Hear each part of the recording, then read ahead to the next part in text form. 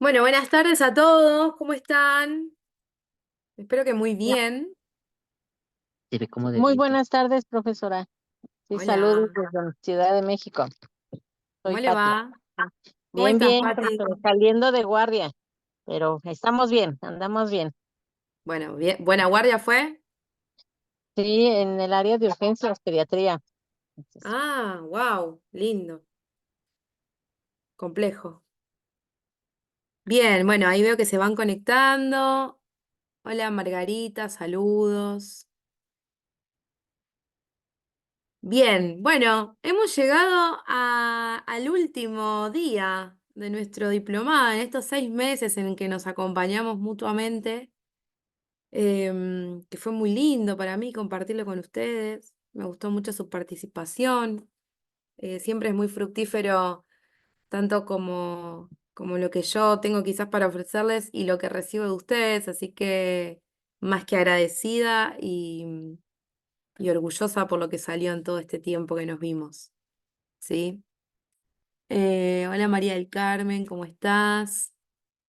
Bueno, no los quiero entretener demasiado con mis palabras, que después me pongo filosófica. Hoy vamos a ver columna, ¿sí? Vía anterior algún procedimiento y vía posterior vamos a ver artrodesis para la patología de escoliosis, ¿sí? Así que vamos a tener un tiempito juntos. Hola Magda, ¿cómo estás? Bueno, les voy a compartir pantalla. Bien, esperen, antes de comenzar, les consulto. ¿Pudieron hacer el examen que les enviaron? ¿Tuvieron algún problema con eso?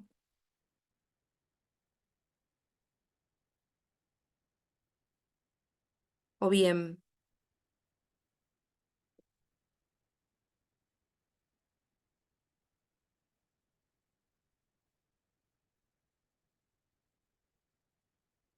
A ver, los leo en el chat. Profesora, profesora, Sí, hola, Ara, ¿cómo estás? buenas tardes. Yo le mandé un mensaje porque cuando yo lo abrí, Sí, eh, estaba la pregunta del nervio afectado sí, ya me- que estaba, ajá. la respuesta no coincidía con la pregunta. Entonces, yo accidentalmente punteé y después quise borrar el punto, pero no supe cómo hacerlo. No, no lo van a poder borrar porque aparte estaba mal configurada la pregunta. Varios me escribieron por ese tema. No se preocupen, ¿el examen les figuraba como aprobado? Sí, y sí, bueno, no reprobé, pero pues sí, ya se quedó así, ¿verdad? Entiendo que sí. Si quieren, lo que podemos hacer al final de la clase, a ver si están los chicos de la escuela para resolver alguna dudita, alguna consulta. Respecto a esto, porque sí, lo que vi es que estaba mal configurada la pregunta. Tenía un enunciado que no coincidía con las tres opciones de respuesta, ¿no? Ajá, y luego ya cuando lo revisé para ver la puntuación, ya salió bien la respuesta. O sea, no sé qué hay, qué fue lo que pasó. Ah, ok, bueno, eso es importante. Yo ahora mando un mensajito para que los chicos estén atentos, no sé si me están escuchando de la escuela.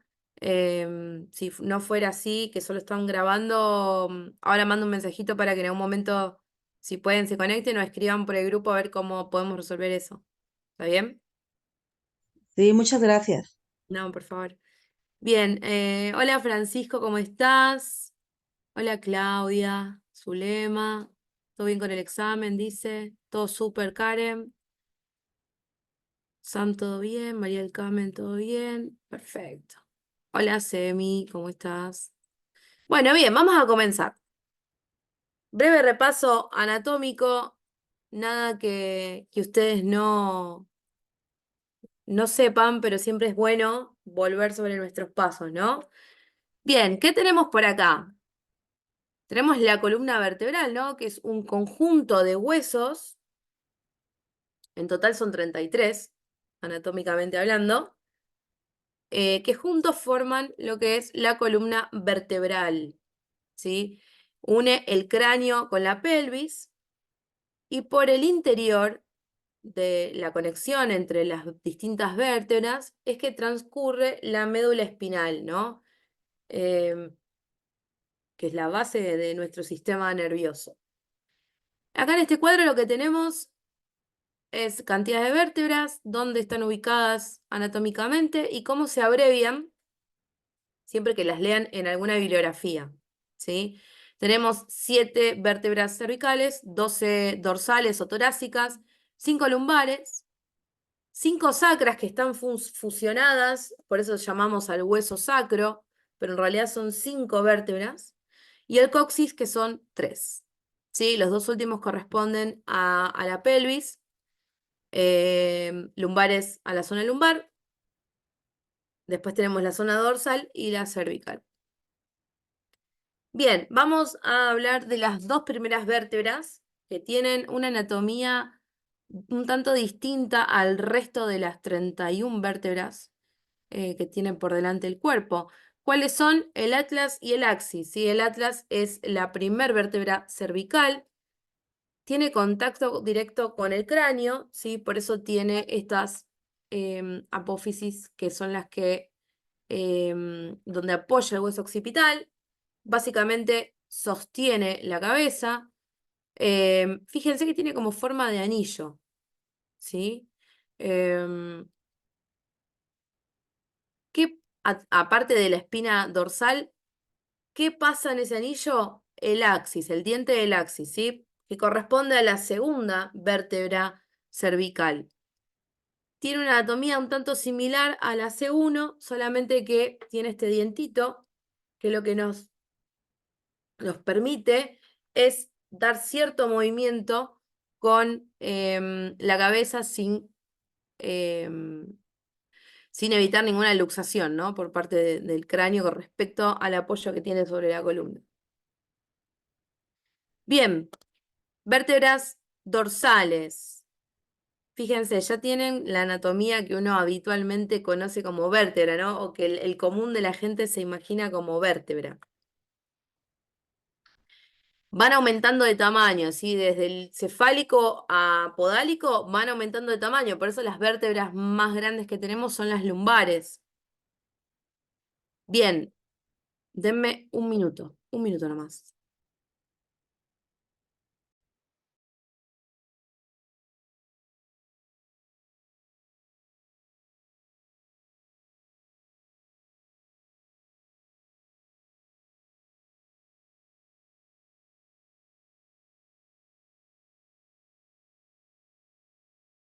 Bien, acá estoy.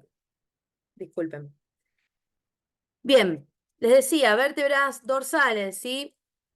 En total son 12, dan un rango de movimiento en la columna a nivel dorsal, a nivel torácico, están conectadas a las costillas y como les decía, tienen este aspecto a la vértebra que habitualmente conocemos, solamente que son un poco más pequeñas que las vértebras lumbares. Esto de que tengan distinto tamaño tiene que ver con la distribución del peso. Si hablamos de biomecánica y fisiología, tiene que ver con la distribución del peso. Obviamente que por una cuestión de gravedad, a medida que el peso desciende por nuestro cuerpo, tiene más carga, ¿sí? Entonces, por eso es que necesitamos que las vértebras lumbares sean más fuertes. Bien. ¿Qué tenemos por acá? Uy, se me fue. Ahí está. Tenemos el sacro, que es la fusión de estas 5 vértebras que hablábamos anteriormente. Funciona pura y exclusivamente como de transmisión de energía, de peso, ¿sí? Por eso tiene esta forma como triangular hacia abajo. Articula con el coxis, ¿sí? Que el coxis son 3 vértebras, están también fusionadas, y es el punto de apoyo y de unión de los glúteos menores y mayores, ¿sí? Ahora, ¿cómo hacemos que estas vértebras articulen entre sí? A través de los discos intervertebrales, ¿sí? Acá yo les puse un dibujo en donde aparece la anatomía en distintos colores para que ustedes puedan diferenciarlos. Pero básicamente la función que tienen es de amortiguación entre lo que son una vértebra y otra para la distribución del peso y de la energía hacia abajo, porque absorben la carga y la transmiten hacia abajo, ¿sí? Fíjense que tienen un anillo por fuera, que es como la capa más externa, es un anillo fibroso, fuerte, y en el interior tienen este núcleo pulposo, que es mucho más, es un tejido mucho más blando. Los discos están llenos de agua en su interior. Por eso siempre se dice que las personas somos más altas a la mañana, primera hora de la mañana, que a la noche.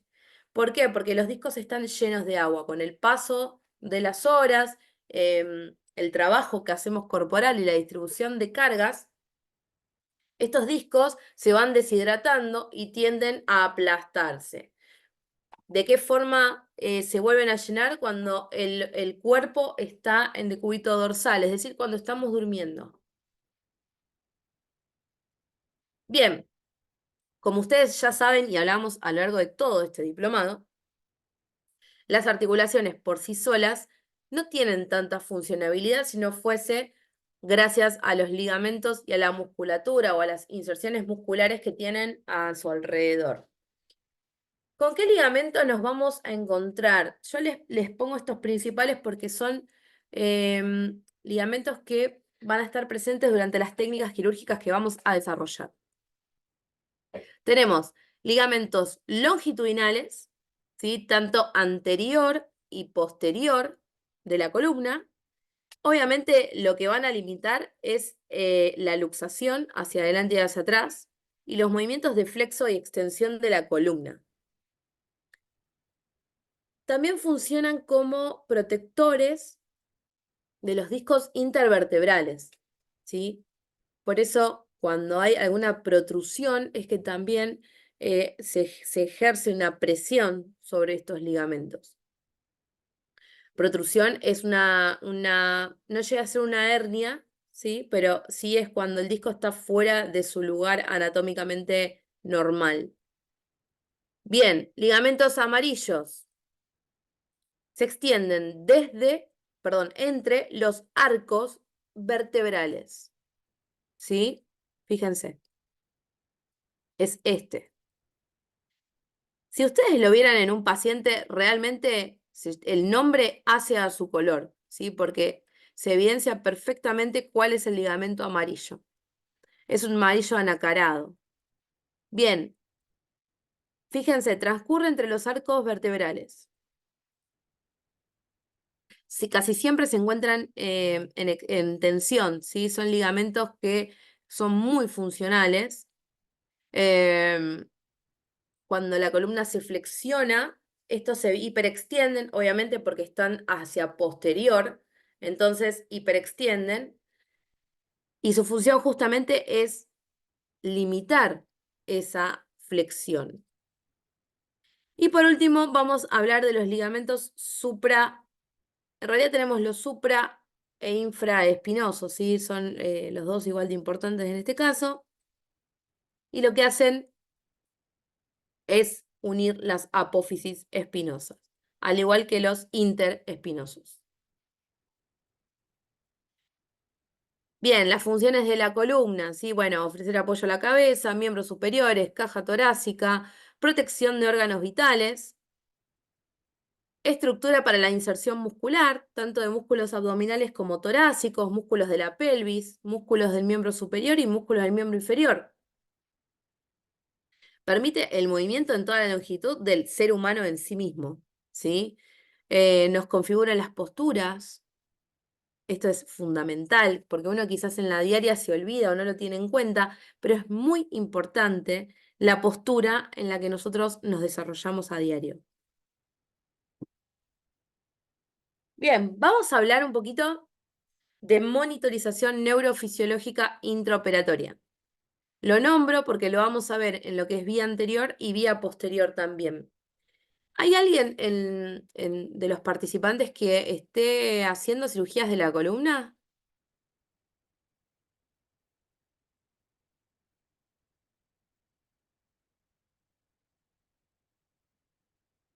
en los lugares donde trabaja se instrumenta, se circula, se operan cirugías de columna? A ver, el chat. Francisco Martínez dice que sí. ¿Todos los procedimientos?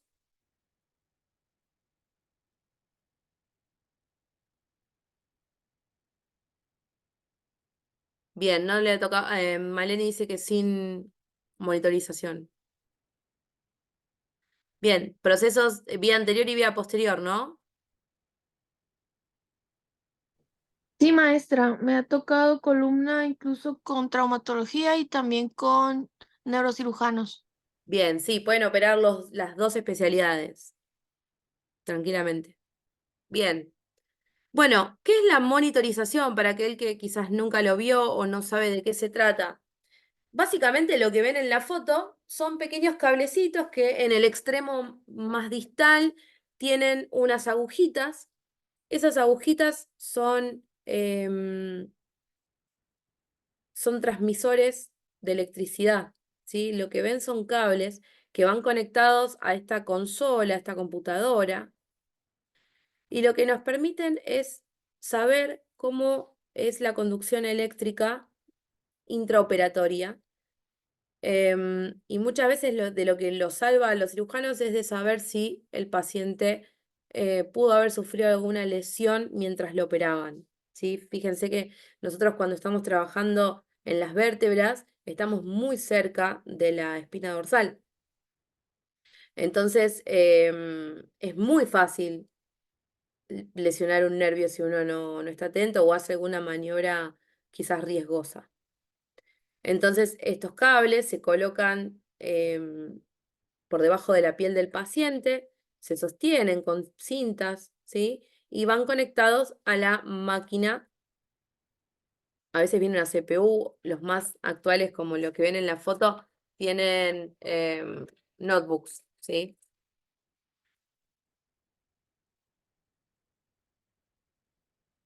Bien. Bueno, acá tienen descrito lo que les estaba comentando recién, ¿sí? Permite preservar la anatomía y las funciones de la columna, evitar secuelas posquirúrgicas, porque lo que hace es una valoración del sistema nervioso tanto central como periférico intraoperatorio. Identifica las estructuras nerviosas, señala cuando hay una posible lesión. Este sistema tiene un conjunto de alarmas que se activan cuando quizás está tocando algún nervio o hay un tipo de lesión, ¿sí? A los médicos les sirve mucho y además es una herramienta médico-legal, ¿sí? Em, Les decía, consiste en la colocación de electrodos, que son estos cablecitos, son subdérmicos. Lo que hacen es enviar pequeños estímulos eléctricos y ante la respuesta de los nervios es que esto se localiza o no si hay una lesión. Obviamente la colocación de la monitorización se hace cuando el paciente ya está intubado, ¿sí? Porque obviamente es muy molesto el pinchacito, entonces lo evitamos, ¿no? Por supuesto. Evitamos el dolor consciente del paciente. Bien. ¿Cuándo está indicada una cirugía de columna? Bueno, enfermedades degenerativas, como siempre, artrosis, en este caso alguna hernia, protrusión, quizás algún pinzamiento nervioso. Escoliosis, ¿sí? Que es la deviación lateral de la columna. O la quifosis, que es el exceso de cifosis, cuando la cifosis está muy pronunciada, como lo ven en el dibujo. Algún tipo de infección que pueda llegar a darse en la columna, fracturas, tumores e infecciones. Bien, vamos a lo que es abordaje cervical anterior. ¿Por qué podemos tener algún procedimiento vía anterior? Debemos tratar alguna patología degenerativa, ser una discopatía o una mielopatía cervical, ¿sí? Quizás una degeneración del disco que sea vía anterior, alguna fractura de tipo inestable, alguna hernia anterior en vez de una hernia posterior, deformidades sifóticas que sean postraumáticas, quizás hay que drenar algún absceso. El objetivo básicamente es descomprimir el saco medular, siempre en la columna. Estabilizarlo en caso de que sea necesario y restaurar el perfil fisiológico que tenía el paciente antes de tener una patología. Bien.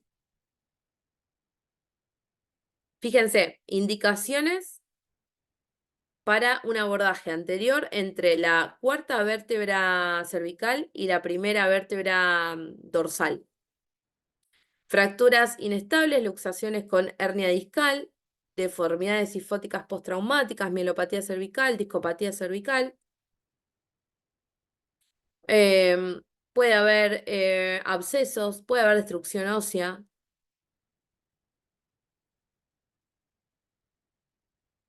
Siempre se va a indicar, en el caso de que haya alguna inestabilidad, una artrodesis. Puede llegar a indicarse una disectomía si es que hay hernias, o una corpectomía en el caso de que haya fracturas, ¿sí? Corpectomía, por si alguno no sabe qué significa, es la extirpación del cuerpo vertebral, del hueso. Disectomía del disco, artrodesis es la fijación articular de algún tramo, en este caso vertebral. Bueno, ¿cómo se prepara el paciente para este tipo de abordajes? La anestesia, por supuesto, que va a ser general. Vamos a precisar un tubo endotraqueal espiralado. Recuerden que el hecho de que sea espiralado, lo que nos ayuda a nosotros, anestesiólogos sobre todo, que es el que protege la vía aérea, es a que el tubo no se colapse ante los movimientos que se puedan llegar a hacer sobre el paciente. Tiene una especie de resorte por dentro que lo que hace es mantenerlo con la luz del tubo abierta, ¿sí? El paciente para este abordaje va a ir en decúbito dorsal, se coloca un realce debajo de los hombros, lo que me permite la hiperextensión de la columna cervical. Los brazos van a estar protegidos y envueltos con la salea del paciente a los costados del cuerpo. No vamos a poder tenerlos abiertos sobre apoyabrazos, ¿sí? Porque los cirujanos van a estar trabajando en esa zona. El anestesiólogo va a ser el encargado de proteger los ojos, puede utilizar el gel tipo Oftalmolex, puede cerrarlos con gasas, ¿sí? Y protegerlos. La antisepsia se va a realizar desde el borde del maxilar inferior hasta la parte superior del tórax, ¿sí? Cubriendo todo el cuello. Hay muchos casos en los que se necesita realizar antisepsia de la cresta ilíaca cuando hay que tomar injerto, ¿sí? Magda me pone, el tubo espiralado se llama tubo con alma de acero, me encantó. Está bien, perfecto. Gracias Magda por el aporte. Bien. Una vez realizada la antisepsia, se van a colocar los campos. A ver el chat. A ver, Maleni, ¿querés abrir el micrófono?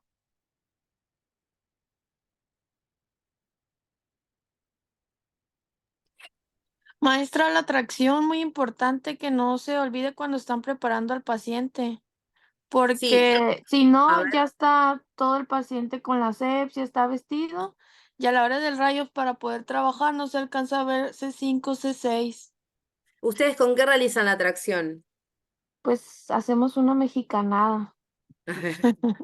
Ponemos unas almohadillas de algodón en los hombros y las protegemos con unas vendas y las cruzamos por la parte anterior y posterior del tórax, protegiendo los pechos y las traccionamos hacia la cama. O sea, jalamos los hombros hacia abajo con unas vendas.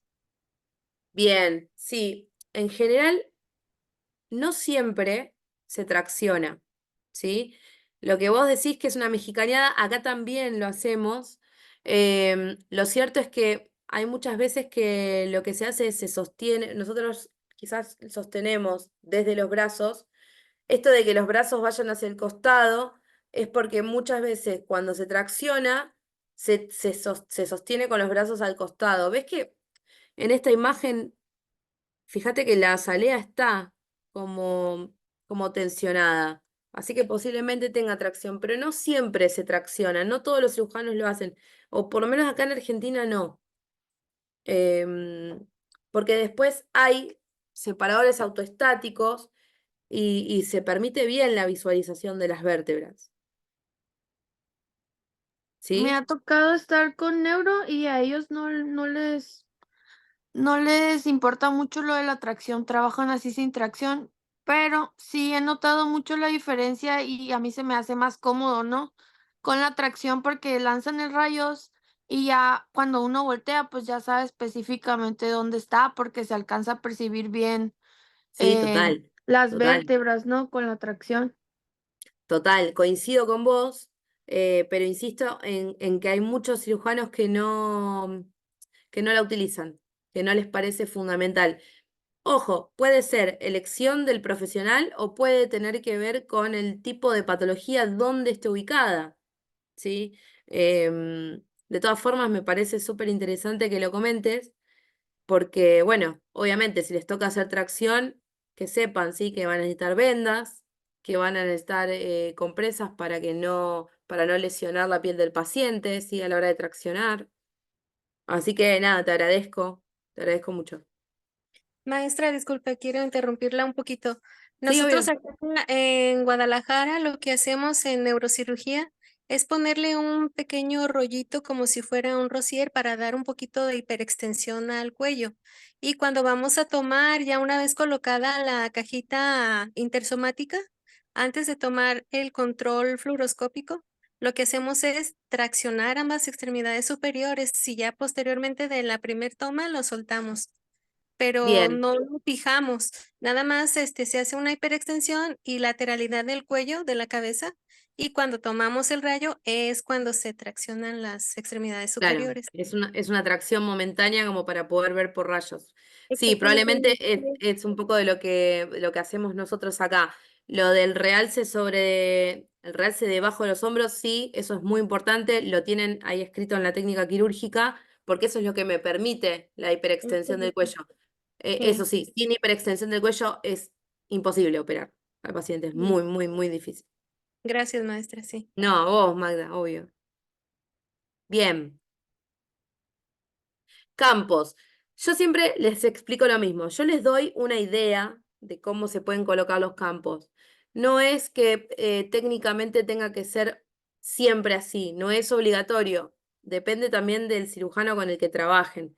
Por eso para mí es importante la comunicación del equipo. Si yo voy a ir a trabajar con un cirujano que no conozco, me parece súper importante charlar con él y preguntarle, ¿no? Aquellas cosas nosotros acá en Argentina le decimos que son mañas, pero sí saber qué le gusta usar, qué sutura le gusta usar, cómo coloca los campos, qué cantidad. Son muchas las cosas que hay que saber a la hora de empezar a operar con un equipo nuevo. Entonces, por ejemplo, nosotros en Argentina colocamos un campo podálico en forma de U o quizás dos campos grandes laterales que rodean la zona que se va a incidir. Vamos a poner campos cefálicos, ¿sí? Que van a delimitar la zona del maxilar. Podemos poner además dos campos laterales chicos al costado del cuello. Y después vamos a tapar al resto del paciente con un campo podálico y en más podemos poner un campo podálico de refuerzo. Y yo no se los escribí acá, pero muchas veces utilizan el campo autoadhesivo con iodopovidona o sin ella, pero a la gente de columna en general son muy, muy minuciosos con el cuidado de la asepsia, entonces tratan de ser lo más prolijo posibles. Bien, abordaje. Generalmente el cirujano va a estar del lado izquierdo del paciente, su ayudante enfrente y el instrumentador a la derecha, o el enfermero circular, el enfermero aséptico a la derecha. Generalmente la incisión la va a hacer del lado izquierdo porque anatómicamente hay menor riesgo de que se lesione el nervio recurrente laringio, ¿sí? Porque en el derecho, en su anatomía, está un poquito más corrido hacia la línea media, ¿sí? Entonces, la incisión puede ser de tipo longitudinal o transversal, depende de la cantidad de niveles que tenga que abordar, que tenga que trabajar. Entre más niveles hay, la incisión va a ser de elección longitudinal. Cuando hay menos niveles, quizás puede ser transversal, respetando las líneas del cuello. Una vez hecha la incisión, que va a ser con un mango número 3, una hoja 15, va a divulsionar el tejido celular subcutáneo con tijera de Metzenbaum, una pinza a mano izquierda, que puede ser una dientecillos, o incluso una pinza Hudson Brown, y se va a seccionar longitudinalmente el músculo cutáneo del cuello, ¿sí? Longitudinalmente porque va en dirección a las fibras musculares. Posteriormente a esto, vamos a incidir la aponeurosis cervical desde el lado anteromedial del músculo esternocleidomastoideo. En este punto vamos a tener contacto con la arteria carótida, sí, hay que tener mucho cuidado. Por eso es que el cirujano en este paso decide hacer una disección, recuerden que es separación anatómica de planos, Roma, ¿sí? Luego va a seguir con una disección cortante porque va a ingresar en un plano que es relativamente avascular, ¿sí? Este plano queda entre la vaina carótida y el músculo tiroides, ¿sí? Va a colocar separadores anchos e incluso puede colocar separadores oblicuos, que cuando se trabaja en cuello los utilizamos un montón. Y va a proceder a la esqueletización de la aponeurosis paravertebral, ¿sí? Esqueletizada, la aponeurosis va a continuar legrando toda la superficie de la vértebra o las vértebras que vaya a trabajar. ¿Con qué va a trabajar las vértebras? Con legras de Cobb. Hay unas legras de Cobb que son un poco más pequeñitas, ¿sí? Menos altas que las que conocemos para una artrodesis posterior lumbar, así que las puede utilizar sin problema. Son unas legras de Cobb para columna cervical. Una vez esqueletizadas las vértebras, vamos a colocar el separado autoestático de Caspar o se puede utilizar un retractor cervical que proveen generalmente las ortopedias. Fíjense estas fotos. El separador de Caspar es un separador quizás más conocido, más habitual, consta de 2 pines, que son estos dos, que se colocan uno en cada vértebra adyacente y posteriormente se enhebra el separador a los pines y con la mariposa lo que se va haciendo es traccionando hacia afuera, distrayendo, se dice en columna. Bien, y el retractor cervical, fíjense que tiene más tecnología, ¿no? Por eso generalmente lo facilitan las empresas de ortopedia. Consta de unos pines que tienen conexión a estas barras y fíjense que tiene separación de los tejidos blandos con una especie de valvas que son plásticas y tenemos mejor campo operatorio. Generalmente el retractor cervical se utiliza cuando hay que trabajar en más de 3 vértebras juntas y el separador de Caspar es cuando hay que utilizarlas en un solo nivel. Bien, ¿cuál es la cirugía en cuestión? Disectomía y colocación de cage o caja intersomática, ¿sí? Disectomía, se los definí hace un ratito, es la resección del disco intervertebral cervical por una posible degeneración.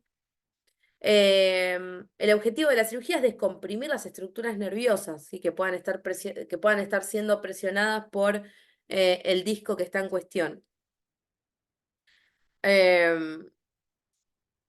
Vamos a la técnica quirúrgica. Habíamos quedado en la esqueletización y la colocación del retractor cervical o del separador de Caspar.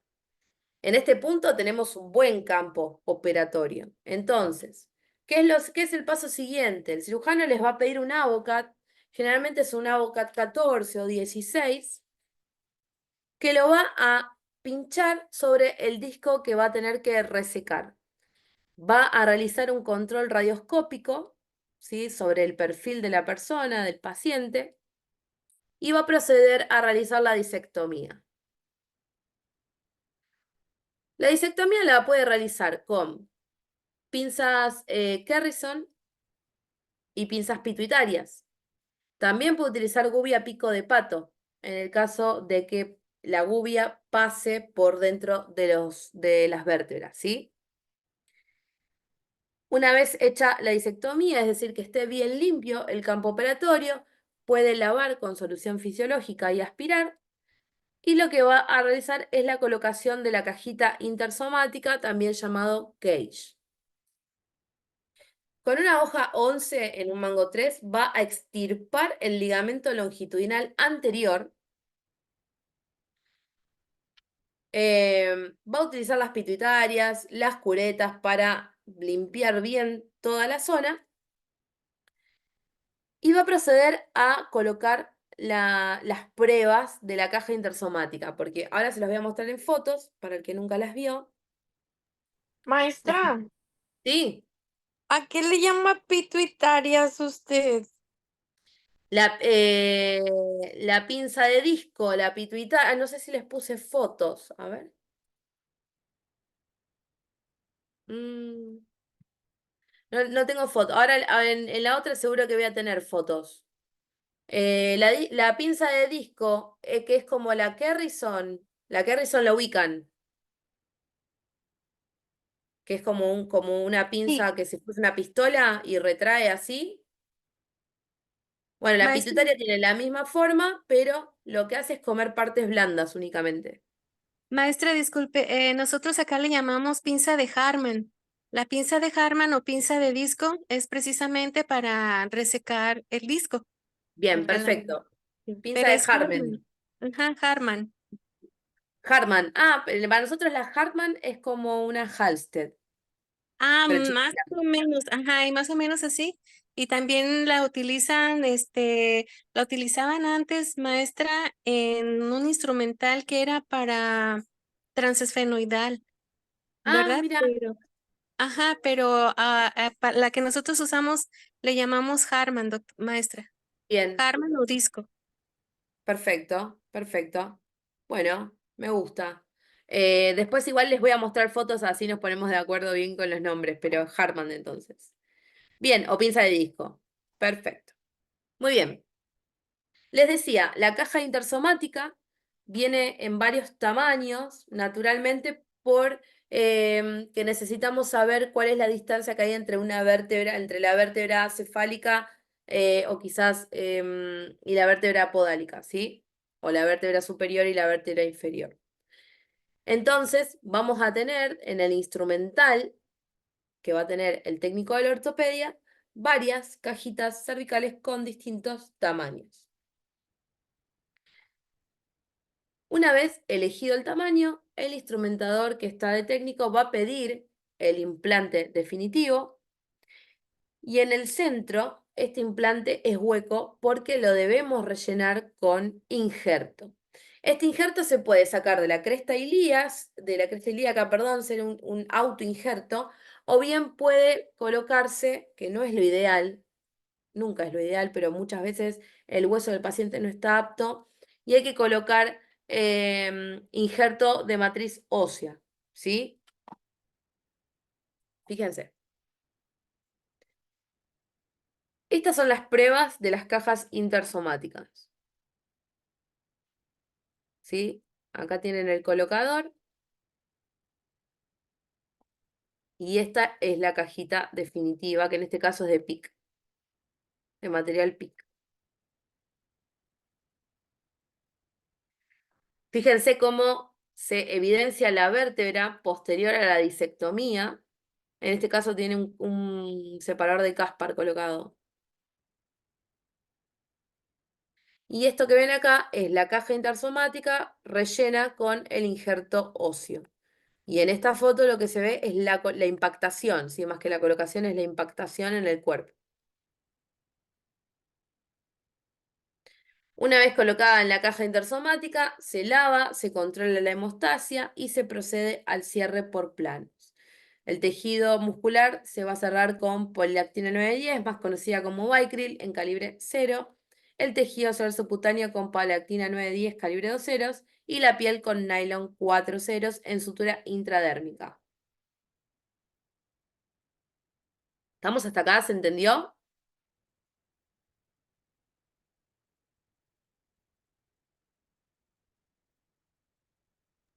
Maestra, nada más un comentario. Las cajitas intersomáticas tienen diferentes números, pero también tienen grados, ¿verdad? Sí. Por Tienen ejemplo, grados, tienen números. Por eso, cuando se hacen las pruebas, ustedes tienen que ver bien que en el frente de la cajita van a tener el número y arriba van a tener un número más chiquito con un grado. Eso es lo que le indica al cirujano con qué cajita se va a encontrar. Bien, vamos al abordaje cervical posterior. Tiene mucha similitud con lo que va a ser la cirugía que viene posteriormente, que es la de artrodesis en escoliosis. Solamente que, bueno, obviamente vamos a hablar solo de lo que es las vértebras cervicales, quizás la posición del paciente cambia y demás. A ver el chat.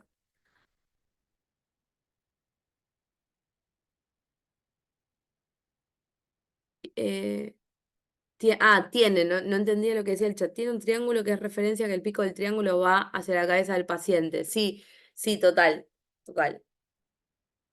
Bien. Vía posterior.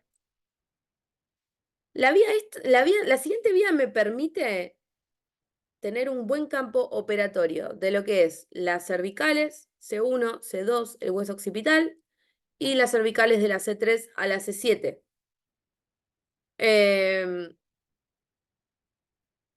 Habitualmente, las artrodesis, sean cervicales, dorsales, lumbares, se realizan por vía posterior. ¿Sí? Tienen buen acceso, es un acceso fácil, no tiene complicaciones y nos permite tener mejor visualización del campo operatorio.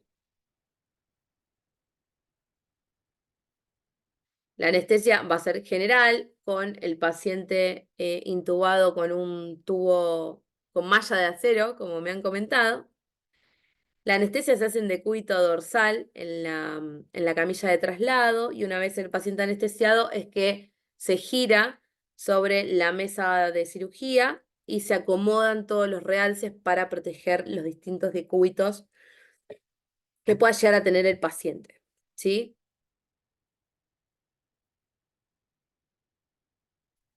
Bien.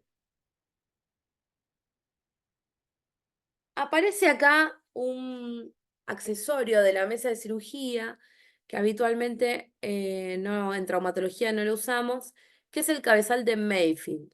¿Sí? Se los presento para aquel que no lo conoce. Es un accesorio que va colocado sobre la mesa de cirugía. Tiene unos pines, es decir, tiene una parte del cabezal que viene estéril y una parte que está sucia, que corresponde a la colocación del cabezal en la camilla. Básicamente lo que me permite es fijar la cabeza en una posición y evitar la hiperflexión o la hiperextensión. ¿Sí? Hay que rasurar parte del cabello del paciente en lo que es la fosa posterior del cráneo.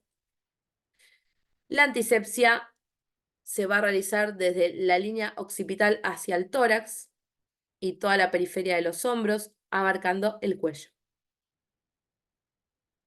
Bien, lo mismo le digo los campos con los que habíamos hablado anteriormente. Podemos colocar un campo en U, podemos colocar campos laterales grandes, campo cefálico, ¿sí? Delimitando la zona de antisepsia occipital, los campos chicos laterales y reforzar todos los campos, ¿sí? Terminando o finalizando, mejor dicho, con un campo autoadhesivo tipo Iovan, que son los que contienen iodopovidona, o los autoadhesivos solamente antisépticos. Acá tenemos una foto. Fíjense que en este caso, como había comentado la compañera, este paciente sí tiene tracción de los hombros hacia abajo. Los brazos los tiene al costado del cuerpo, no los tiene colocados en 90 grados hacia cefálico, como habitualmente podríamos llegar a conocer. Bien, vamos a hablar de un término importante que es la disección hidráulica.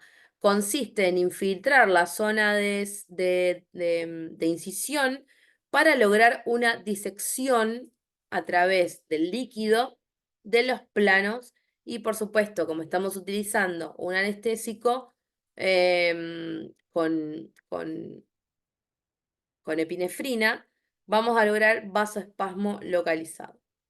La incisión entonces va a ser longitudinal sobre la línea media, se va a profundizar el tejido cerebral subcutáneo con tijera de Metzgerman, pinza a mano izquierda, y se van a colocar los separadores Adson curvos. En este caso vamos a utilizar Adson comunes, no articulados, porque tenemos una sección bastante pequeña de la cabeza. El cirujano se va a encargar, de exponer las vértebras.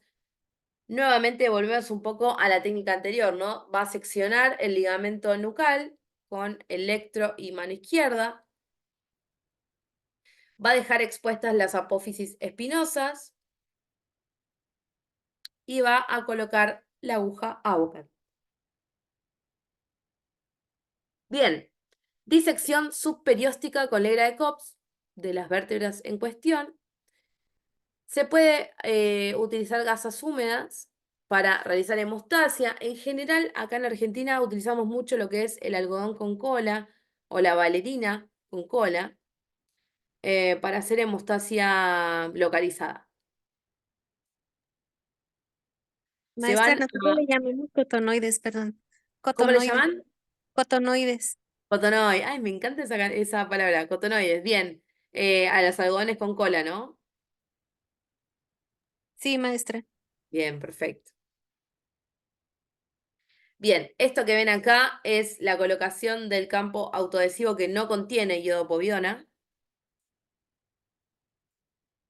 Y los campos, en este caso, que son impermeables. Bien, una vez que tenemos esqueletizadas las vértebras, hay que instrumentar la artrodesis propiamente dicha. En este punto, quizás no participa el cirujano, el instrumentador aséptico, sino que va a ser más bien el técnico de la ortopedia el que tome el mando de esta parte de la técnica quirúrgica. El cirujano lo primero que les va a pedir es una punta cuadrada, en donde tiene que determinar el punto de inserción del tornillo pedicular. Luego va a profundizar el punto que hizo con la punta cuadrada con una guía de pedículo. Es esto que ven acá. Tiene una punta que no es tan filosa. Y esta bolita es meramente para agarrar, es un agarre anatómico. No vamos a utilizar mecha como utilizamos habitualmente para colocar un tornillo en traumato. ¿Sí? Acá solamente lo vamos a realizar de forma manual con instrumental que se maneja de forma manual. Bien, una vez profundizado el punto con guía de pedículo, el cirujano va a tomar un palpador, ¿sí? Que un palpador consta de un instrumental que en su parte más distal tiene una especie de L que es totalmente romo. ¿Qué tiene que palpar? ¿Qué tiene que sentir?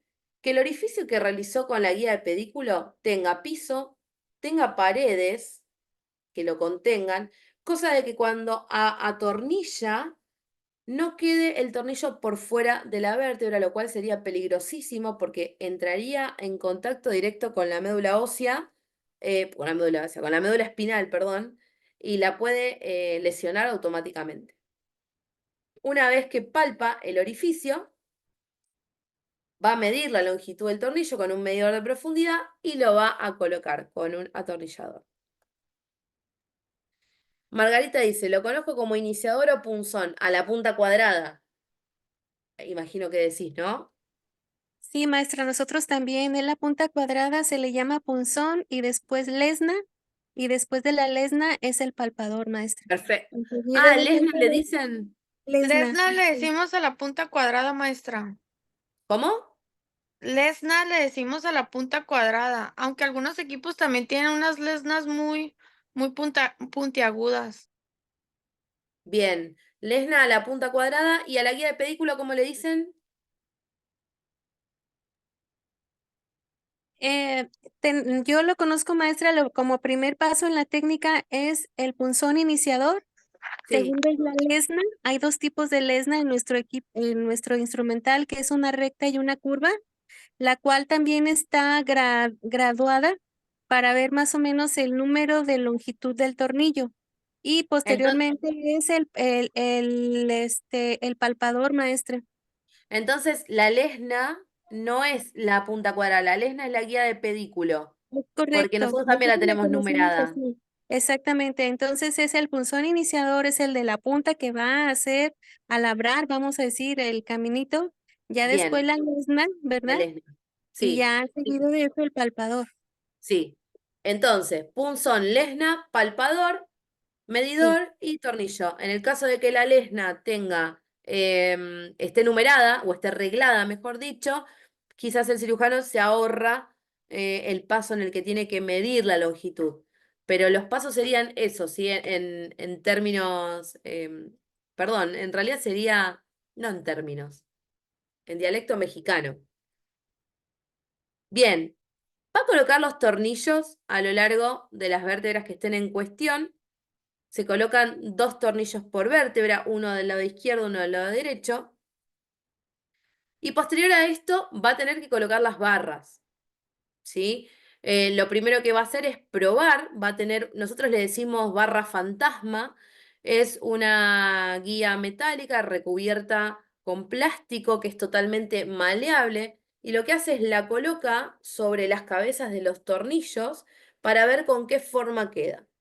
Entonces, una vez que toma la forma, le da esa forma a la barra definitiva, que se moldea con unas grifas que le decimos 3 bolas nosotros, porque tienen 3 puntos en donde la barra pasa y se va moldeando y se coloca sobre los tornillos que están en cuestión. Bien,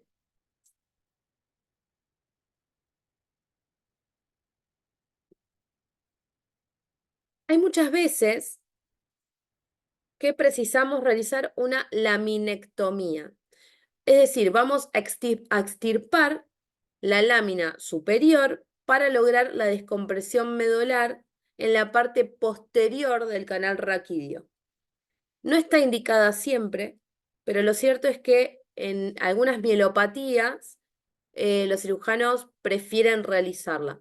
Por eso es importante que sepan que este tipo de procedimientos lo puede realizar un traumatólogo, pero la mayoría de las veces la realizan los neurocirujanos, ¿sí? Porque la tienen muy clara, obviamente, respecto a lo que es todo el tejido nervioso, y saben trabajar muy bien y son mucho, mucho más delicados.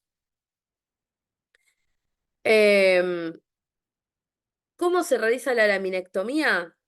Una vez colocada la barra, lo que va a hacer el cirujano es resecar la carilla articular y la superficie dorsal de lo que es la lámina adyacente, que lo puede hacer con una aguja pico de pato, y puede completarlo con una pinza Kerrison.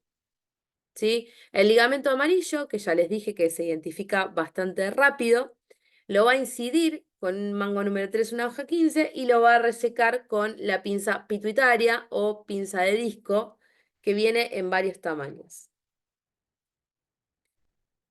Posteriormente a la colocación de las barras, a la laminectomía, lo que va a hacer el cirujano es colocar los tapones. Ahora lo vamos a ver bien en lo que es escoliosis, para que no queden dudas, porque es muy similar la cirugía. Y va a realizar las maniobras de compresión y descompresión sobre la columna para que quede lo más derechita que se pueda, en este caso, ¿sí? Acá lo que les dejo son instrumental y materiales que van a tener en su mesa.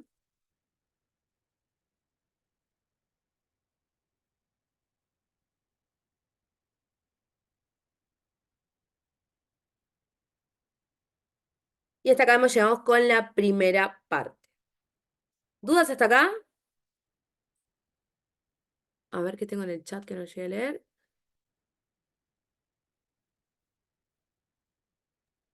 Nada más Los un comentario, maestra. Ujú, perdón. Los traumas no entendía, sí, los traumas de México, sí, bueno, nosotros tenemos un montón. Bueno, no sé cómo les cae ni cómo les resulta escucharme a mí. Yo tengo muchos dialectos, hablo muy argentino, porque aparte soy porteña, soy de Capital Federal en Buenos Aires, y a nivel mundial el porteño como que tiene un acento muy particular, porque pronunciamos mucho la S, mucho la Y, que si ustedes van a otras partes de Argentina, tienen una tonada totalmente distinta.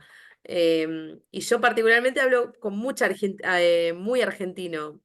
Digo palabras que no sé si me las entienden todas. Bien, ¿estamos hasta acá entonces?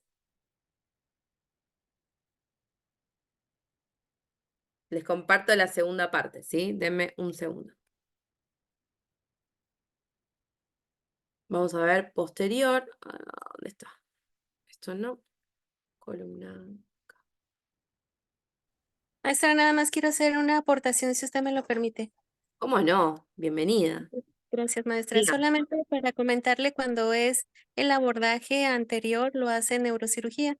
Una vez retirados los pines, maestra, que están en la faceta, como es puro tejido esponjoso, colocamos cera para hueso, para que deje de sangrar el hueso. Entonces, Sí, en nuestra total. mesa debemos de tener cera para hueso y gel Fuan, porque cuando Sí, hace la disectomía, ¿verdad? A veces sangra en los bordecitos y esos sí, hay que empaquetarlos un poquito con gel Fuan, antes de colocar la cajita intersomática.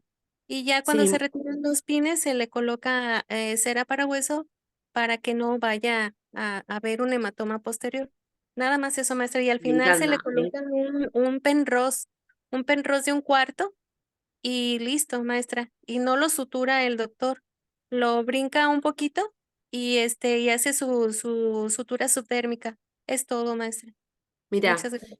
me gustó tu aporte, gracias. Sí, yo lo salteé en la técnica. Hay cosas que uno cuando va preparando, cuando habla hablando, se saltean, así que te agradezco, Magda, que me corrijas ahí. Hay una particularidad en lo que es cirugía de la columna con la cera para huesos, por lo menos es una técnica que tenemos acá en Argentina. Em, Se prepara la cera para hueso en bolitas, ¿sí? En pequeñas, muy chiquititas, y generalmente las dejamos pegadas sobre algún pote. Entonces, al momento en el que necesita realizar hemostasia del hueso, tomamos la bolita con una pinza bayoneta y se la entregamos al cirujano, o bien nos pegamos la bolita en el dorso de la mano, le ofrecemos la bayoneta y ofrecemos la mano con la bolita para que el cirujano pueda tomarla y colocarla sobre el hueso que está sangrante. Lo mismo hacemos con los algodones con cola, ¿sí? Los presentamos en nuestra mano y el cirujano con la pinza bayoneta la toma y la coloca para realizar hemostasia. No sé si ustedes lo hacen así o tienen alguna técnica distinta. En nuestro caso, maestra, lo colocamos en un penfil. En un disector de penfil hacemos la bolita. En el penfil número Sí, 4 sí, hacemos una bolita o a veces de diferentes tamaños y ya lo presentamos ya sea en el disector, ¿verdad? De penfil. O si no, también hacemos un disector con una gasa pequeña, pero un disector chiquito, como cacahuate. Y encima de ese disector de gasa, hacemos como un kiss de chocolate, vamos a decir, en forma de kiss. Así, me mataste. sí, Me es como mataste. un piquito, es un piquito hacia arriba para que ese piquito pueda introducirse mejor al orificio que dejó el pin. Ok, Como si le perfecto. colocara un gorrito al disector de gasa, ¿verdad? Se le hace como un gorrito, pero picudito para que ese piquito se meta, se introduzca fácilmente. Mira, qué lindo. Ay, Qué perdón. lindo, maestra. Hoy, Este, siempre lo estoy pudiendo sacar y hoy está como muy disperso mi gato. no, está hermoso. Sí, ya le digo, maestra, y colocamos ya sea en gasa o en un disector de penfil. Perdón, Bien, gracias. Maestra.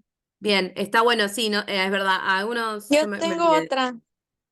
A ver, Eh, nosotros en mi hospital, cuando es técnica anterior, que hacen varios niveles, cuando colocan también plaquitas, ya ve que van varios tornillitos, entonces lo que hacemos es poner la cera para huesos en una jeringa de insulina. Y entonces a se ver. la pasamos a los médicos y la puntita de la jeringa de la insulina es tan pequeñita que la inyectan así directamente en los huequitos y ya sobre eso ponen los tornillitos. ¿La cera para hueso hacen eso? Sí, es un Nunca lo poco, intenté, pero me daba como que es un poco dura, o sea, es bastante dura la cera como para inyectarla. sí, lo que pasa que siempre hay que estar pendiente y cuando ya va a tocar ese paso, lo que hacemos es que en vez de calentarla y hacer la bolita, nomás hacemos un churrito y lo ponemos en la jeringa. Entonces todavía está moldeable. Entonces Sí, no está tan dura cuando la inyectan, pero hay que estar pendiente de ese paso. Pues no se puede hacer antes ni después porque si no se pone un poco más, pues más dura y es más difícil inyectarla. claro. Bueno, me Perdón, gustó. entonces Cuando me toque una cirugía lo voy a intentar, a ver si me sale.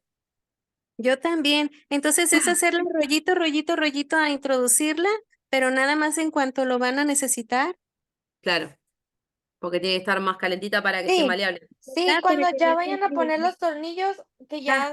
ya sepan que ya van a poner los tornillos, pues nada más hacen el rollito y lo metes en la jeringa de insulina y ya está Oh, moldeable. está Entonces súper lo bien. apachurra uno y ya queda listo para inyectarse, ya se la pasa el médico y la puntita queda especial para inyectarse en los Exacto, huequitos de ¿verdad? los tornillos. Exacto, el punto exacto, ¿verdad? Ah, muchas gracias.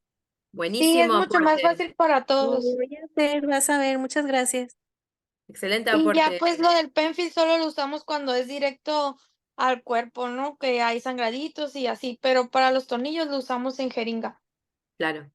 Muy bueno, lo voy a intentar, de verdad, porque Muchas gracias. me gustó me gustó lo que comentaste. A Magda creo que también. Y seguramente a varios de acá, a ver el chat que están contando. Em, ¿Algún tip para saber qué medida de tornillos para cada vértebra? Tenemos medidores de profundidad. Generalmente los provee la misma empresa de ortopedia, ¿sí? Dentro de lo que son las cajas para instrumentar la colocación de las prótesis de los tornillos, tienen un medidor de profundidad. Los cirujanos hay muchos que ya de memoria, ¿sí? Saben aproximadamente la longitud del tornillo para la vértebra, dependiendo qué vértebra sea. Bien, Vianney, Crisanto, acá hacemos las bolitas con cera para hueso y las colocamos en un abatelenguas. Bien. Bien, nosotros usamos, ya les digo, o el dorso de la mano, o la bayoneta, o los disectores, ¿sí? Las espatulitas que estaban comentando ustedes. Bien, bueno, ahora sí, entonces, vamos a presentar la segunda. ¿Dónde están? Acá. Acá está. Escoliosis para ustedes, desviación lateral de la columna vertebral. ¿Sí? Es una deformidad de tipo tridimensional. Le da un aspecto a la columna de forma de C o de S, dependiendo los grados de desviación que tenga. La columna, me encanta siempre poner radiografías. La columna, si ustedes la miran en un frente, tiene que ser totalmente recta. Si ustedes la miran en un perfil, obviamente va a estar curvada por lo que son las lordosis y las cifosis. Acá tenemos el frente de un paciente, fíjense que tiene un grado de desviación importante y ven que tienen escrito algo que se llama ángulo de Cobb. Ahora vamos a hablar de este ángulo, creo que en otra diapositiva lo nombro. A grandes rasgos lo que les digo sobre el ángulo de Cobb es que es una medida que toman los cirujanos y en base al grado de desviación es que se decide o no el procedimiento quirúrgico. La escoliosis puede ser de tipo congénita, ¿sí? Puede nacer el paciente con una desviación. Puede ser neuromuscular o idiopática. Idiopática es cuando no se sabe el origen, pero el paciente la posee. La mayoría de las escoliosis son de tipo idiopático. Bien, el paciente va a acudir a la consulta con su traumatólogo o con el neurocirujano y él le va a hacer un examen clínico en donde obviamente primero le va a hacer preguntas sobre su vida cotidiana, sobre su familia, posibles antecedentes. Esto se llama anamnesis, ¿no? Es la charla del profesional con el paciente. Posteriormente a esto le va a realizar el famoso test de Adams, que consiste en que la persona realice una flexión anterior de la columna hacia los pies, extendiendo los miembros superiores. Una columna normal se vería algo así como este dibujo. Y una columna con una escoliosis, en este caso muy pronunciada, se va a ver con uno de los lados, ¿sí? Ya sea izquierdo o derecho, quizás más arriba que el otro. En este caso ya se evidencia una jiba, que es una joroba. Y ahí es donde el cirujano va a ver el grado de escoliosis. ¿Cómo confirma el diagnóstico? Mediante radiografías, que puede ser una radiografía cervical, dorsal, lumbar, puede ser un espinograma, ¿sí? En donde se haga rayos de toda la longitud de la columna. Puede confirmarse con una tomografía computada axial o con una resonancia magnética. Bien, tratamiento quirúrgico. Fíjense esa foto del antes y el después de este paciente, ¿no? Es increíble cómo les cambia. Esta es una foto que han tomado unos cirujanos de acá de Buenos Aires. Cuando la curva y el ángulo de Cobb nos da por encima de los 45 grados, y si es un niño que está en puro crecimiento, lo que hace el médico es recomendar la cirugía. Actualmente hay unas barras que se colocan que son extensibles, entonces cuando a medida que el niño va creciendo, lo que se hace es ingresa a quirófano, pero solamente se extienden las barras para dar tracción hasta que hay que cambiar las barras a definitivas cuando llega a la adultez. En el caso de que la escoliosis sea en un paciente adulto, la curva, el ángulo de Cobb, tiene que superar los 55 grados. El objetivo de la cirugía es bastante claro, ¿no? Consta en restablecer la simetría del tronco y enderezar las curvas estructurales. La cirugía se llama artrodesis posterior de la columna vertebral. Anestesia general va con intubación endotraqueal espiralada, por ende, como es un decúbito ventral, el paciente hay que anestesiarlo en la camilla de traslado y posteriormente girarlo al decúbito ventral sobre la mesa de cirugía. Hay que colocar soporte a nivel de las crestas ilíacas o de la pelvis, como le quieran llamar. Hay que colocar un realce por debajo del tórax, ¿sí? Siempre teniendo en cuenta si es una paciente femenina las mamas, de que no queden presionadas. Hay que dejar libre el abdomen para permitir la respiración. Hay que colocar un realce debajo de las arcadas del pie para protegerlo también de que apoye directamente sobre la mesa de cirugía. Los brazos deben estar hacia los costados, flexionados y hacia adelante, apoyados sobre apoyabrazos. Hay que tener mucho cuidado con la presión sobre la oreja a la hora de girar la cabeza, tener cuidado con la presión sobre los genitales. Hay que estar muy, muy atento al decúbito, ¿sí? Chequear que la sonda vesical que se va a colocar, porque es una cirugía bastante larga, no quede acodada, ¿sí? Que no se pueda hacer un bolo vesical sobre el paciente, etc. Bien. Va a haber monitorización intraoperatoria, ¿sí? Por ende, una vez que el paciente esté en posición, va a estar colocándose los electrodos superficiales. Y luego en realidad se hace en varios momentos de la cirugía. Se llama prueba de Stagnara, ¿sí? básicamente el objetivo es controlar la función motora nerviosa. ¿Sí? Entonces, se lleva al paciente que está anestesiado, se lo lleva a un estado en el que no está consciente del todo, pero puede responder a determinadas órdenes que le den, como por ejemplo, mueve los pies. Bien, esta foto es antigua, se las coloqué a propósito para que vean cómo es una mesa antigua de cirugía. Fíjense que tiene todas las conexiones, o sea, todo lo que es la movilización de la camilla es de forma manual. Los realces, que son bastante caseros, son todas almohadas y sábanas. Lo único que tiene es un potro o realce a nivel de la pelvis. Hoy día tenemos mucha más tecnología.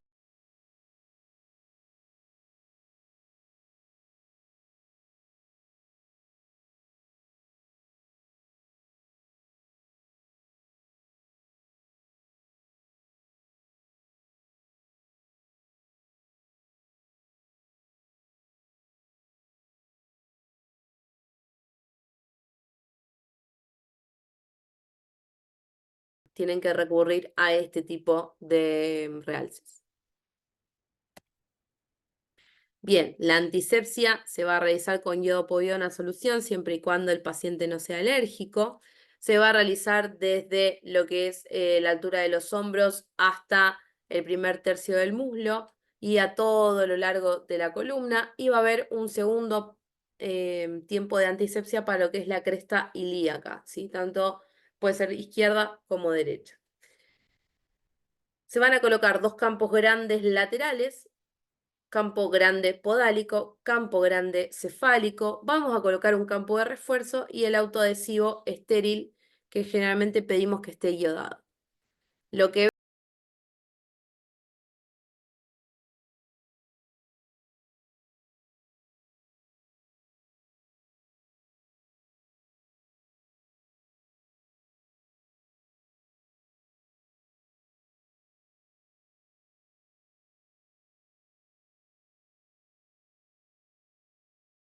vamos a tener dos tipos de incisiones. La incisión principal, que se realiza sobre la columna vertebral, es medial, es recta.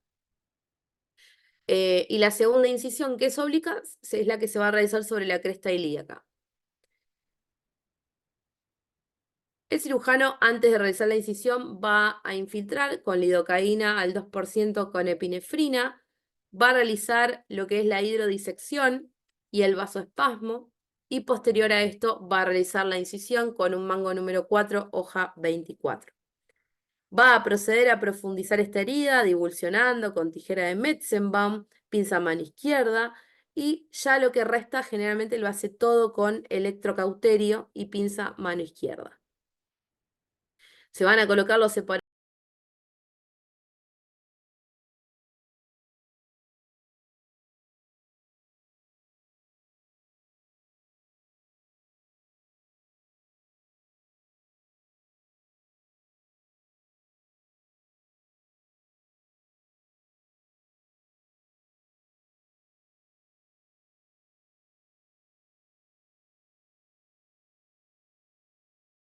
Cera para hueso. Las apófisis espinosas que están resecadas no se descartan, se guardan en la mesa por si las llegáramos a necesitar como injerto. Bien. Mientras los cirujanos siguen trabajando, o sea, el cirujano principal generalmente sigue trabajando sobre la incisión principal y la preparación de las vértebras, el cirujano ayudante va a ir hasta la cresta ilíaca y va a tomar el injerto. Entonces va a realizar una incisión oblicua sobre la cresta ilíaca, va a profundizar la herida con tijera de Metzenbaum, electrocauterio, pinza mano izquierda, y va a colocar separador ortostático de Helpy o de Adson. Va a reclinar el músculo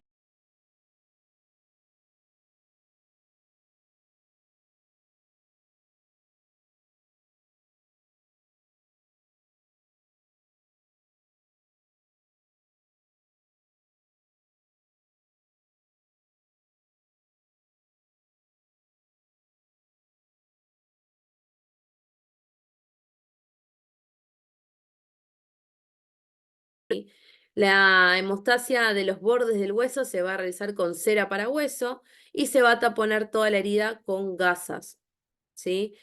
Las heridas se van a cerrar a último momento, las dos al mismo tiempo. Por eso es que se deja cubierto con gasas. Bien. El injerto que se tomó se va a facilitar al instrumentador que está lavado. Este lo tiene que cortar en cubitos y en bastoncitos. ¿Sí? El hueso de esponjosa lo va a cortar en cubitos, ¿sí? Para posteriormente realizar lo que es la artrodesis a lo Mohs. Y los bastoncitos van a hacerse con hueso cortical, ¿sí? Para lo que es la decorticación a los hips.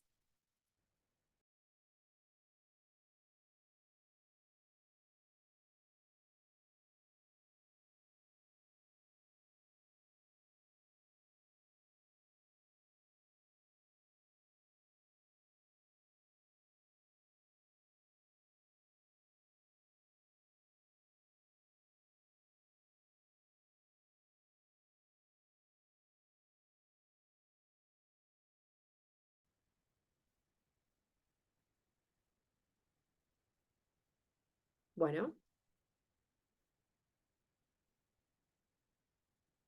¿se me escucha? Para. Nosotros le llamamos cincel gubio, maestra. Ah, nada más. Sí, cincel Igual gubio. el escoplo gubia no es curvado como este, sino que tiene una especie de canaleta en el medio. No es el mismo. Sí, quizás no lo usan ustedes si usan el escoplo gubia. Bien, fíjense cómo quedan preparados los huesitos. Este que está más sangrante es el hueso de esponjosa.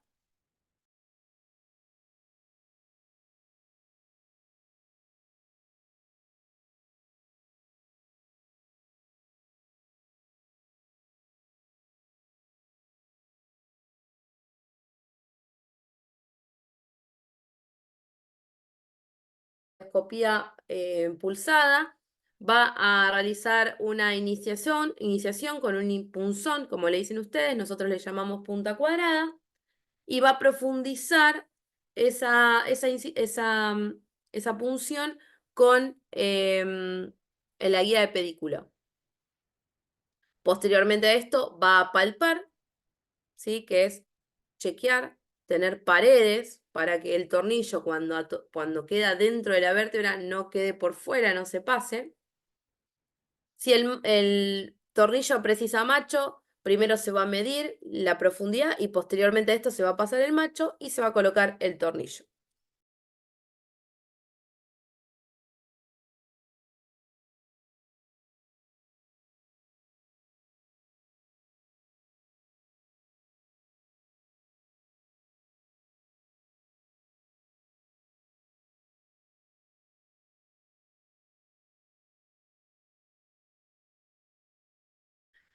Como bien lo dice su nombre, artrodesis es fijación, ¿sí? Entonces, el cirujano lo que va a realizar es, mediante una gubia, el cruentado de las carillas articulares inferiores, ¿sí? Lo puede hacer con una gubia, lo puede hacer con un escoplo, gubia y martillo.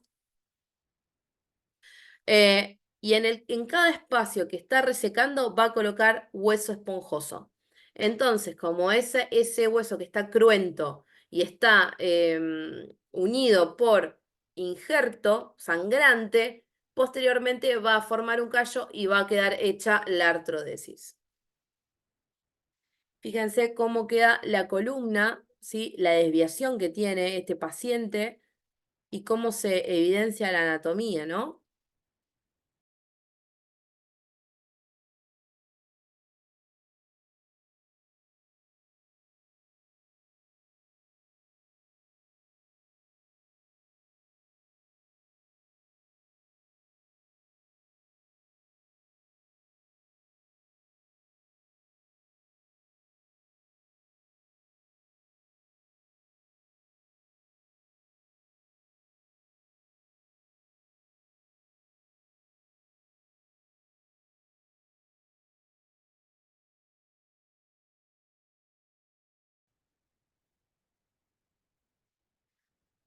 Colocados los tornillos, se va a proceder a colocar las barras, a colocar ganchos, ¿sí? Los ganchos son una especie de conectores que se colocan generalmente a nivel lumbar y a nivel dorsal. Se coloca la barra, se derrota la columna, que es estos movimientos que les digo yo como para lograr que vaya traccionando el tornillo y la columna comience a quedar derecha. Y se colocan los tapones sobre las barras. Fíjense cómo queda la columna posterior a la instrumentación. Estos que ven acá son los tapones. Justamente la función que tienen es de sostener la barra hacia abajo y que la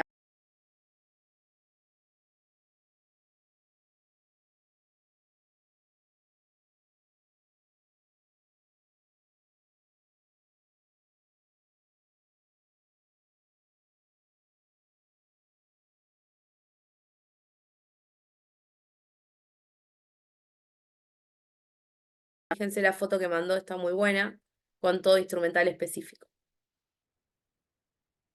Esto que ven acá son los conectores con los ganchos.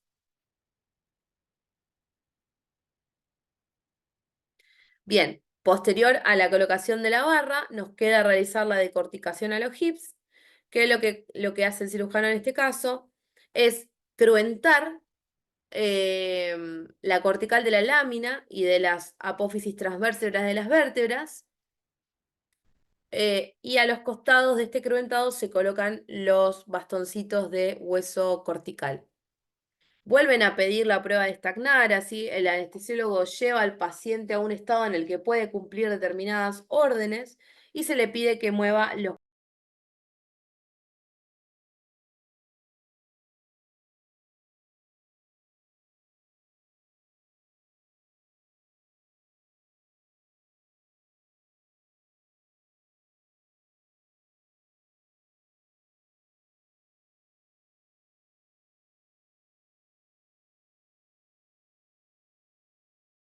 del tejido celular subcutáneo lumbar. Vamos a utilizar polilactina 910 calibre 1 para lo que es el cierre muscular y la aponeurosis, 2 ceros para lo que es la piel, ¿sí? ¿Por qué usamos absorbible? Porque es un poco más fácil, son heridas muy extensas, entonces es un poco difícil, no difícil, pero sí molesto hacerle puntos separados al paciente de nylon. Bien, fíjense cómo queda la decorticación a los hips. Parece como una lluvia, ¿no? Que se hace de hueso sobre la columna vertebral. Maestra, una duda, Diga. o más bien curiosidad.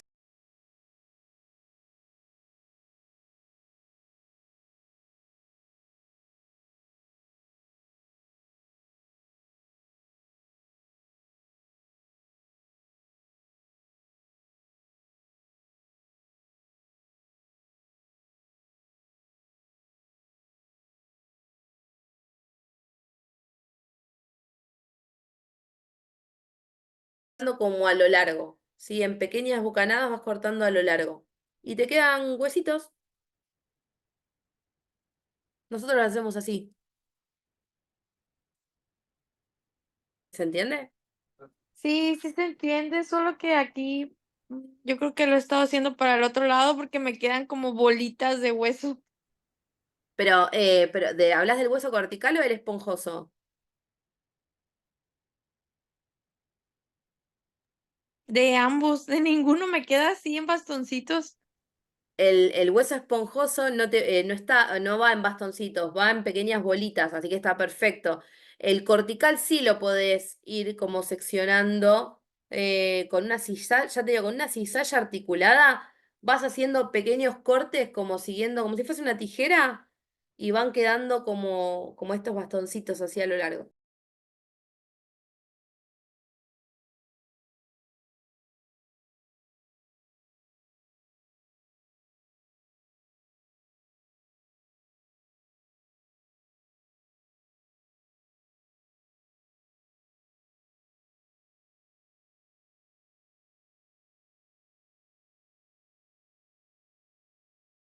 corticales.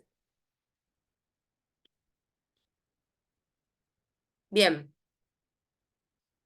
Ya sé por qué no me queda así. Es que ¿por aquí en mi qué? hospital no toman injertos de la cresta. No es tan común. ¿Y de dónde toman? ¿O no toman injerto? No, no toman injerto.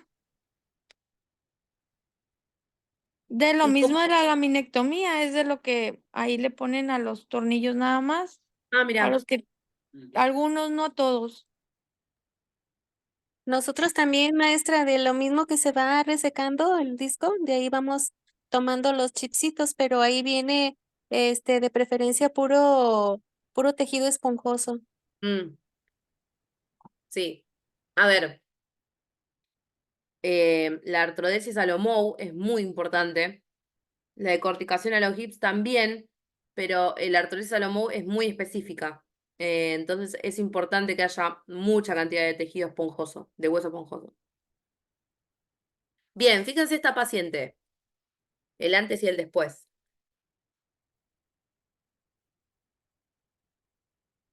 Fíjense cómo tiene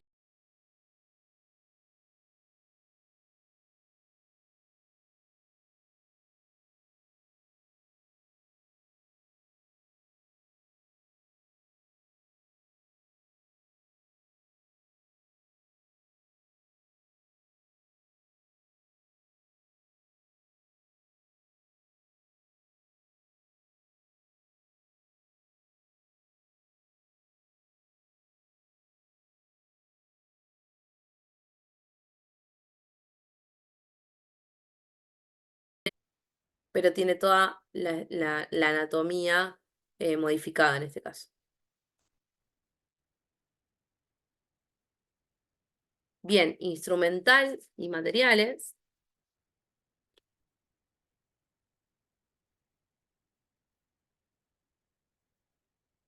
A ver si tengo algo instrumental acá. Ah, acá, miren. Les voy enumerando. Metzenbaum Mayo.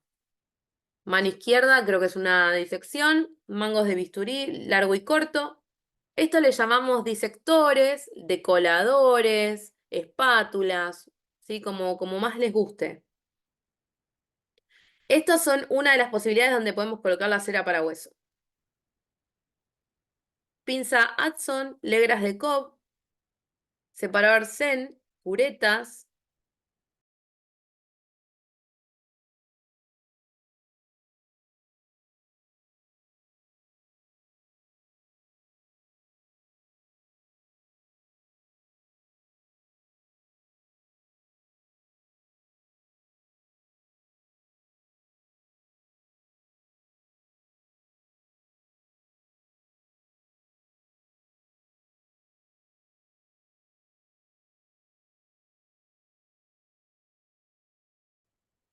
Fíjense cómo van conectados los tornillos, ¿sí? Cómo se colocan sobre el pedículo y después a través de ellos se pasan las barras. Cómo queda colocada la barra y cómo el tapón presiona la barra sobre la base del tornillo para que no se salga. Esto es importantísimo.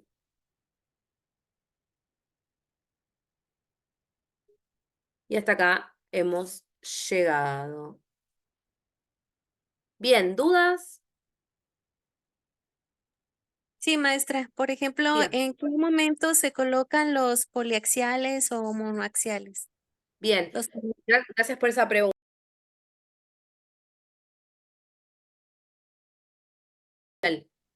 ¿Sí? El poliaxial le da mucha ventaja de poder modificar los grados en que necesita colocar la barra. Así que en realidad es una cuestión de elección.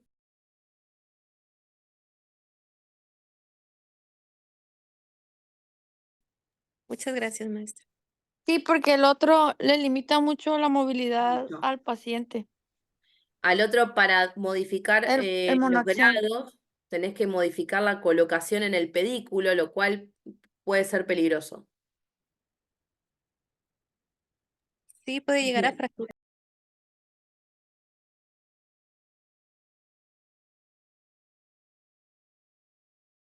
No hacemos columna, por lo menos a mí no me ha tocado, me ha servido para aprender. Bueno, me alegra un montón. y lo que necesiten, tienen mi mail, tienen mi teléfono, así que me pueden escribir, ¿sí? Si en algún momento les toca tener que hacer algo que nunca hicieron y lo vimos en el diplomado y no se acuerdan o necesitan lo que sea, me pueden escribir, ¿sí? Bien, ¿alguna pregunta más respecto a este tema?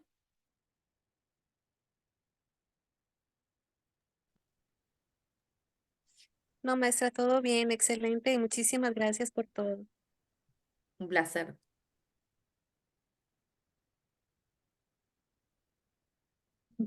Sam dice muchas gracias, todo bien. Bueno, me alegro mucho. De mi parte, de nuevo, les agradezco todos estos miércoles que pasamos juntos. Les agradezco la paciencia, la participación sobre todo, porque uno cuando se anota en una especialización, en un curso, en un posgrado, en lo que fuere, em, hay veces que quizás da vergüenza, ¿no? Porque uno siendo profesional ya no se quiere equivocar o no quiere quedar expuesto, pero lo cierto es que este espacio es justamente de aprendizaje. A mí me pasó en muchas clases con ustedes en las que me han hecho comentarios o me han contado cómo ustedes lo viven o lo que ustedes hacen allá en México y yo también aprendo de eso. No es que uno viene acá con el libro mágico y sabe todo, sino que es un poco un ida y vuelta. Así que les agradezco por sus aportes de todos estos meses que pasaron. ¿Sí? Bien, tienen mi mail, tienen mi teléfono. Les mando un beso enorme, enorme a todos. Que tengan muy buenas tardes, muy buenas noches. Espero que esto les haya servido. Y bueno, hasta acá hemos llegado. Así que mis saludos desde Argentina. Espero verlos pronto en alguna otra especialización, en alguna sesión clínica. Em, Sigan estudiando, que eso es lo que nos va a salvar a todos, a todo el mundo. ¿Sí? Beso enorme.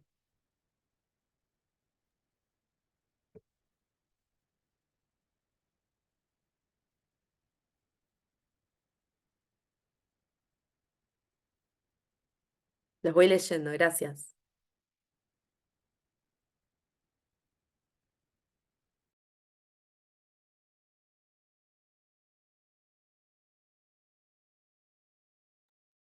Maestra,